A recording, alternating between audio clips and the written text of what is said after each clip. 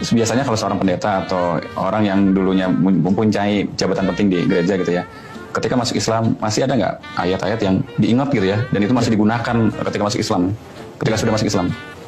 Salah satu ayat yang sangat familiar di tengah jemaat itu Yohanes pasal 1 ayat 1. Apa tuh isinya, Pak? Bunyinya gini. Pada mulanya adalah firman. Firman itu bersama-sama dengan Allah, dan firman itu adalah Allah. Dulu saya nggak pernah terusik dengan ayat itu. Tapi setelah di dialog itu ditegur, apakah saudara sudah belajar bahasa Al-Quran? Akhirnya saya mencoba mendekati Injil. Apakah saya juga sudah belajar Injil? Ternyata dalam teks berbahasa Yunani, ayat itu bunyinya gini. En arche en hologos. Ke hologos en prostontion.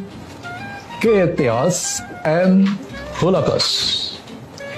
Sekarang saya akan coba sandingkan bahasa Yunani dengan translate-nya Lembaga Alkitab Indonesia yang versi Trinitas.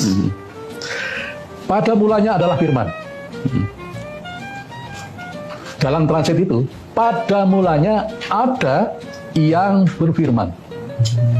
Ini beda ya? Udah ada beda tuh sedikit ya? Ada yang berfirman, pada mulanya adalah firman. Kemudian anak kalimat kedua, atau B, firman itu bersama-sama dengan Allah. Translate dari bahasa Yunani, yang berfirman itu adalah Allah. Jadi orang gereja kenapa tuh pakai kata Allah? Karena mereka nggak pernah kenal ilmu tajwid. Yeah. Dan yang berfirman itu adalah Allah. Jauh ya. Kemudian yang ketiga, dan firman itu adalah Allah. Ini salah satu kesalahan yang sangat fatal. Firman, bukankah Nabi Isa disebut kalimatullah? Kalimatullah adalah Allah, yang benar aja. Masa firman adalah Allah?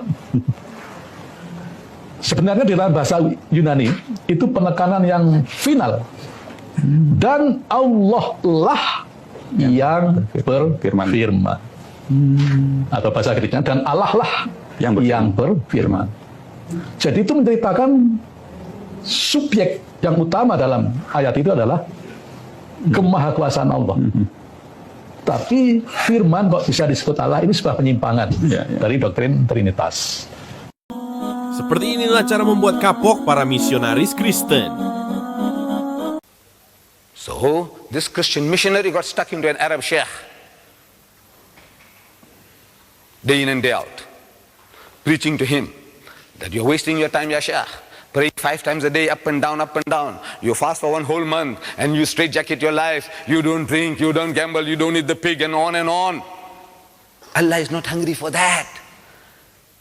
You want salvation? You believe that He sent His Son into the world and He died for your sins, and salvation is yours. God Almighty, He came down to earth and He died for your sins. Believe and be saved. And He won't let go. Every day He's there. Every day He's there. He's making life miserable for this poor Arab sheikh. How is he to get out of the difficulty? So he plans a strategy. He tells his prime minister, his wazir, he said, look man, tomorrow when he comes, I want you to whisper something in my ears. Okay? He said, yes, that's all. And the missionary came, Assalamu alaikum. And he starts, same old story. So the minister comes along and whispers something in the races, in the chief's ears.